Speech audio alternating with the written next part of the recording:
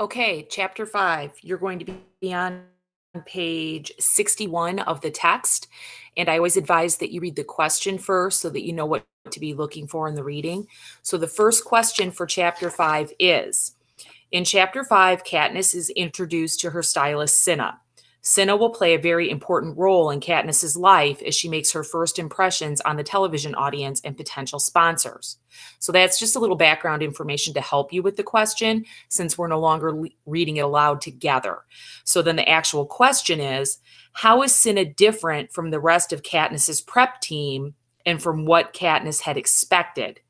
Make reference to specific information from the text in support of your answer.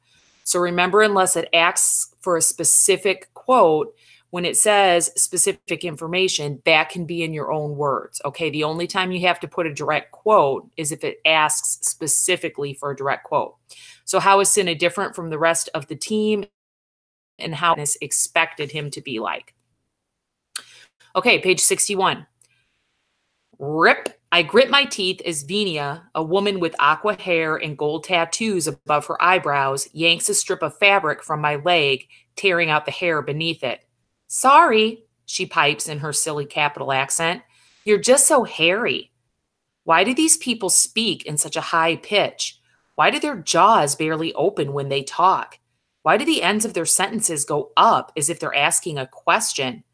Odd vowels, clipped words, and always a hiss on the letter S. No wonder it makes it impossible not to mimic them. Venia makes what's supposed to be a sympathetic face. Good news, though. This is the last one. Ready? I get a grip on the edges of the table I'm seated on and nod. The final swath of my leg hair is work. I've been in the remake center for more than 3 hours and I still haven't met my stylist. Apparently, he has no interest in seeing me until Venia and the other members of my prep team have addressed some obvious problems. This is included scrubbing down my body with a gritty foam that has removed not only dirt, but at least 3 layers of skin, turning my nails into uniform shapes, and primarily ridding my body of hair. Arms, torso, underarms, and parts of my eyebrows have been stripped of this stuff, leaving me like a plucked bird ready for roasting. I don't like it. My skin feels sore and tingling and intensely vulnerable, but I have kept my side of the bargain with Haymitch, and no objection has crossed my lips. You're doing very well, says some guy named Flavius. He gives his orange corkscrew locks a shake and applies a fresh coat of purple lipstick to his mouth. If there's one thing we can't stand, it's a whiner. Grease her down. Octavia, a plump woman whose entire body has been dyed a pale shade of pea green, rubbed me down with a lotion that first stings but then soothes my raw skin. Then they pull me from the table, removing the thin robe I've been allowed to wear off and on.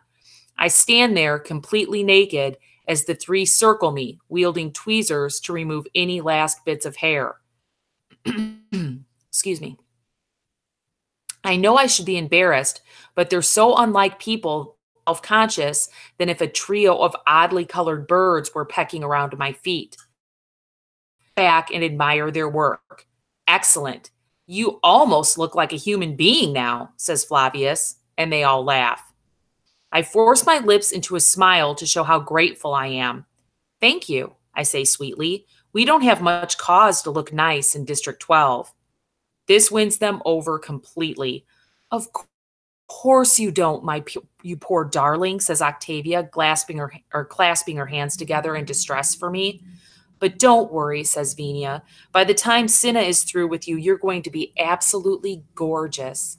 We promise. You know, now that we've gotten rid of all the hair and filth, you're not horrible at all, says Flavius encouragingly. Let's call Cinna. They dart out of the room. It's hard to hate my prep team. They're such total idiots. And yet, in an odd way, I know they're sincerely trying to help me. I look at the cold white walls and floor and resist the impulse to retrieve my robe. But this Cinna, my stylist, will surely make me remove it at once. Instead, my hands go to my hairdo, the one area of my body my prep team had been told to leave alone. My fingers stroke the silky braids my mother so carefully arranged. My mother. I left her blue dress and shoes on the floor of my train car, never thinking about retrieving them, of trying to hold on to a piece of her of home. Now I wish I had. The door opens and a young man who must be Cinna enters. I'm taken aback by how normal he looks. Most of the stylists they interview on television are so dyed, stenciled, and surgically altered, but Cinna's close-cropped hair seems to be its natural shade of brown. He's in a simple black shirt and pants. The only concession to self-alteration seems to be metallic gold eyeliner that has been applied with a light hand. It brings out the flecks of gold in his green eyes. And despite my disgust with the Capitol and their hideous fashions, I can't help thinking how attractive it looks. Hello, Katniss, I'm Cinna, he says in a quiet voice, somewhat lacking in the Capitol's affectations. Hello, I venture cautiously. Just give me a moment, all right? He asks. He walks around my naked body, not touching me, but taking in every inch of it with his eyes. I resist the impulse to cross my arms over my chest. Who did your hair?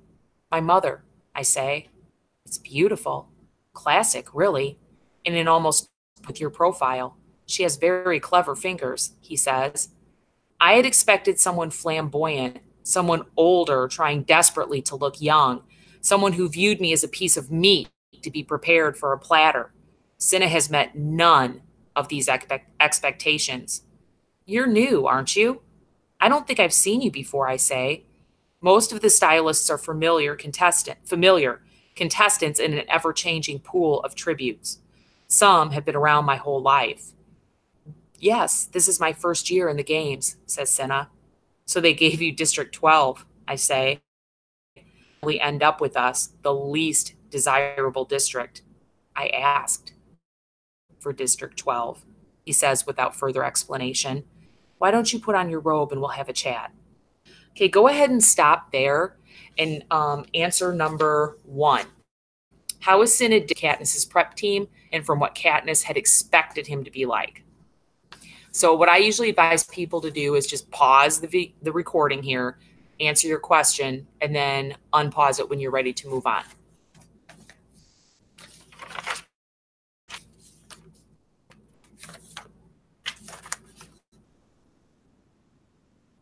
Okay, question number 2 reads, Katniss is surprised when Cinna informs her that he requests for District 12 because District 12 is largely considered a losing district. Later, when Katniss and Cinna sit down to eat lunch, Katniss cannot help comparing the lives of to the lives of those living in District 12.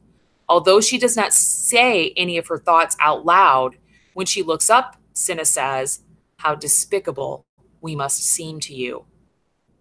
And then the question is, what does Cinna seem to understand about Katniss and about people living in the disadvantaged districts?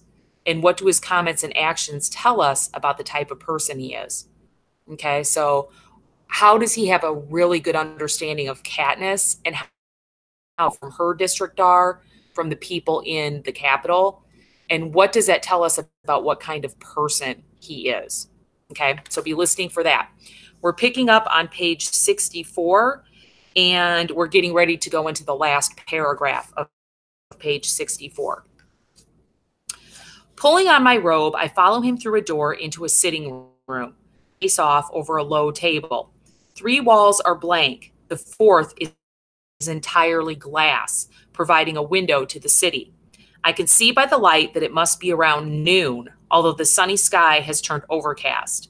Cinna invites me to sit on one of the couches and takes his place across from me on the side of the table. The top splits, and from below rises a second tabletop lunch. Chicken and chunks of oranges cooked in a creamy sauce laid on a bed of pearly white grain, tiny green peas and onions, rolls shaped like flour, and for dessert, a pudding the color of honey. I try to imagine assembling this meal myself back home. Chickens are too expensive, but I could make do with a wild turkey. I'd need to shoot a second turkey to trade for an orange. Goat's milk would have to We can grow peas in the garden. I'd have to get wild onions from the woods. I don't recognize the grain. Our own tessera ration cooks down to an unattractive brown mush. Fancy rolls would mean another trade with the baker, perhaps for 2 or 3 squirrels. As for the pudding, I can't even guess what's in it. Days of hunting and gathering for this one meal, and even then it would be a poor substitution for the capital version. What must it be like, I wonder, to live in a world where food appears at the press of a button? How would I spend the hours I now commit to combing the woods for sustenance if it were so easy to come by? What do they do all day, these people in the capital, besides decorating their bodies and waiting around for a new shipment of tributes to roll in and die for their entertainment? I look up and find Cinna's eyes trained on mine. How despicable we must seem to you, he says. Has he seen us in my face or somehow read my thoughts? He's right, though. The whole rotten lot of them is despicable. And remember, the definition of the word despicable is something or someone that you just hate. You just can't. So, when you go to answer number 2, think about that. He clearly understands that Katniss just can't stand people from the capital. So what does he understand about people from Katniss's district? How do they see people from the capital based on the lives that they live every single day? Okay, go ahead and stop there and answer number 2. Go ahead and pause, and then you can hit play again once you're done.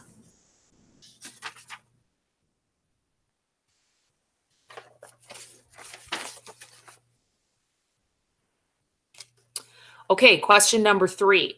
Cinna's job, according to Cinna himself, is to make the District 12 tributes unforgettable.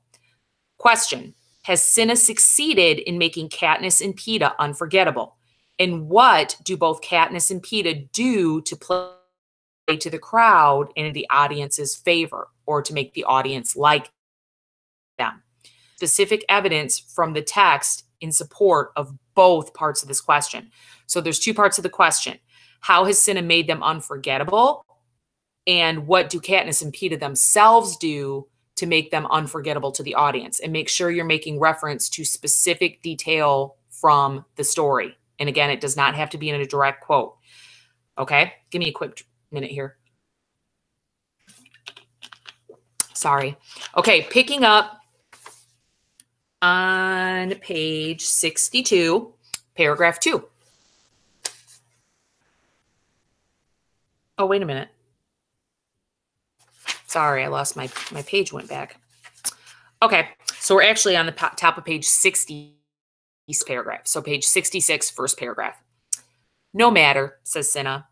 So Katniss, at opening ceremonies. My partner, Portia, is the stylist for your fellow tribute, Peeta, and our current thought is to dress you in complimentary costumes, says Cinna. As you know, it's customary to reflect the flavor of the district. For the opening ceremonies, you're supposed to wear something that suggests your district's principal industry. District 11, agriculture. District 4, fishing. District 3, factories. This means that coming from District 12, Peeta and I will be in some kind of coal miner's getup. Since the baggy miners' jumpsuits are not particularly becoming, our tributes usually end up in skimpy outfits and hats with headlamps. One year, our tributes were stark naked and covered in black powder to represent coal dust. It's always dreadful and does nothing to win favor with the crowd. I prepare myself for the worst. So I'll be in a coal miner outfit? I ask, hoping it won't be indecent. Not exactly. You see, Portia and I think that coal miner thing's very overdone. No one will remember you in that, and we both see it as our job to make the District 12 tributes unforgettable, says Cinna. I'll be naked for sure, I think. So rather than focus on the coal mining itself, we're going to focus on the coal. Yep, naked and covered in black dust, I think. And what do we do with coal? We burn it, says Cinna. You're not afraid of fire, are you, Katniss? He sees my expression and grins. A few hours later, I am dressed in what will either be the most sensational or the deadliest costume in the opening ceremonies. I'm in a simple black unitard that covers me from ankle to neck. I'm in a shiny leather boots lace up to my knees, but it's the fluttering cape made of streams of orange, yellow, and red and the matching headpiece that define this costume. Cinna plans to light them on fire just before our chariot rolls into the streets. Well, it's not real flame, of course, just a little synthetic fire, Portia and I came up with. You'll be perfectly safe, he says. But I'm not convinced. I won't be perfectly barbecued by the time we reach the city center. My face is relatively clear of makeup, just a bit of highlighting here and there. My hair has been brushed out and then braided down my back in my usual style. I want the audience to recognize you when you're in the arena, says Cinna dreamily. Katniss, the girl who was on fire. It crosses my mind that Cinna's calm and normal demeanor masks a complete madman. Despite this morning's revelation about Peeta's character, I'm actually relieved when he shows up, dressed in an identical costume. He should know about fire, being a baker's son and all. His stylist Portia and her team accompany him, and everyone is absolutely giddy with excitement over what a splash will make, except Cinna. He just seems a bit weary as he accepts congratulations. We're whisked down to the bottom level of the Remake Center, which is essentially a gigantic stable. The opening ceremonies are about to start. Pairs of tributes are being loaded into chariots pulled by teams of 4 horses. Ours are coal black. The animals are so well trained, no one even needs to guide their reins. Cinna and Portia direct us into the chariot and carefully arrange our body positions, the drape of our capes, before moving off to consult with each other. What do you think? I whisper to Peeta. About the fire. If you'll rip mine off, he says through gritted teeth. Deal, I say. Maybe if we can get them off soon enough, we'll avoid the worst burns. It's bad to throw us into the arena no matter what condition we're in. I know we promised Hamish we'd do exactly what they said, but I don't think he considered this angle. Where is Hamish anyway? Isn't he supposed to protect us from this sort of thing? Says Peeta. With all that alcohol in him, it's probably not advisable to have him around an open flame, I say. And suddenly we're both laughing. I guess we're both so nervous about the games and more pressingly petrified of being turned into human torches, we're not acting sensibly. The opening music begins. It's easy to hear, blasted around the Capitol. Massive doors slide open, revealing the crowd-lined streets. The ride lasts about 20 minutes and ends up at the city circle, where they will welcome us, play the anthem, and escort us into the training center, which will be our home prison until the games begin. The tributes from District 1 ride out in a chariot pulled by snow-white horses. They look so beautiful, spray-painted silver, in tasteful tunics glittering with jewels. District 1 makes luxury items for the Capitol. You can hear the roar of the crowd. They are always favorites. District 2 gets into position to follow them. In no time at all, we are approaching the door, and I can see that between the overcast sky and evening hour, the light is turning gray. The tributes from District 11 are just rolling out when Cinna appears with a lighted torch. Here we go then, he says. And before we can react, he sets our capes on fire. I gasp, waiting for the heat, but there is only a faint, tickling sensation. Cinna climbs up before us and ignites our headdresses. He lets out a sigh of relief. It works. Then he gently tucks a hand under my chin. Remember, heads high, smiles, they're going to love you. Cinna jumps off the chariot and has one last idea. He shouts something up at us, but the music drowns him out. He shouts again and gestures. What's he saying? I ask Peeta. For the first time, I look at him and realize that ablaze with the fake flames, he is dazzling, and I must be too. I think he said for us to hold hands, says Peeta. He grabs my right hand in his left, and we look to Cinna for confirmation. He nods and gives a thumbs up, and that's the last thing I see before we enter the city. The crowd's initial alarm at our appearance quickly changes to cheers and shouts of District 12. Every head is turned our way, pulling the focus from the 3 chariots ahead of us. At first, I'm frozen, but then I catch sight of us on a large television floored by how breathtaking we look. In the deepening twilight, the firelight illuminates our faces, a trail of fire off the flowing capes. Cinna was right about the minimal makeup.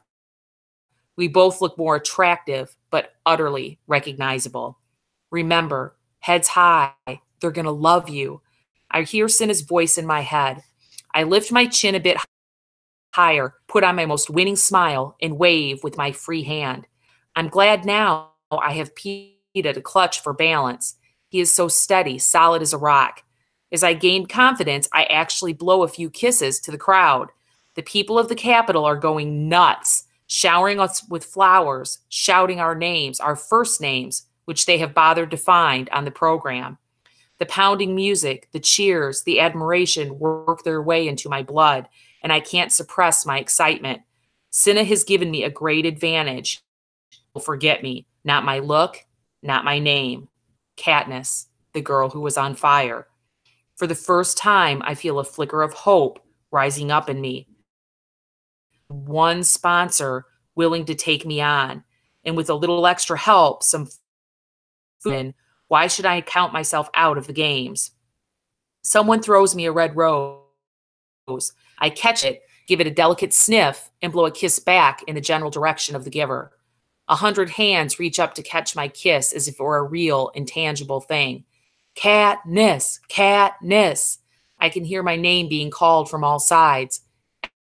It's not until we enter the city circle that I realize I must have completely stopped the circulation in Peeta's hand. That's how tightly I've been holding it. I look down at our linked fingers as I loosen my grasp, but he regains his grip on me. No, don't let go of me, he says, the firelight flickering in his blue eyes. Please, I might fall out of this thing. Okay, I say. So I keep holding on, but I can't help feeling strange about the way Cinna has linked us together. It's not really fair to present us as a team and then lock us into each other. Okay, go ahead and stop there.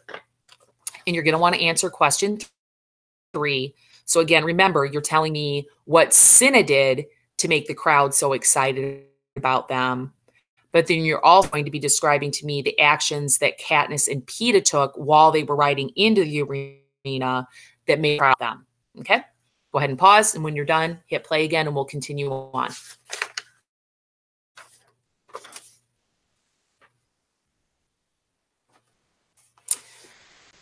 You're just going to be listening because there's not another question to answer through the end of the chapter. So we are picking up on page 71, last paragraph. The president, a small, thin man with paper white hair, gives the official welcome from a balcony above us. It is tradition to cut away to the faces of the tributes during the speech, but I can see on the screen that we are getting way more than our share of airtime. The darker it becomes, the more difficult it is to take your eyes off our flickering.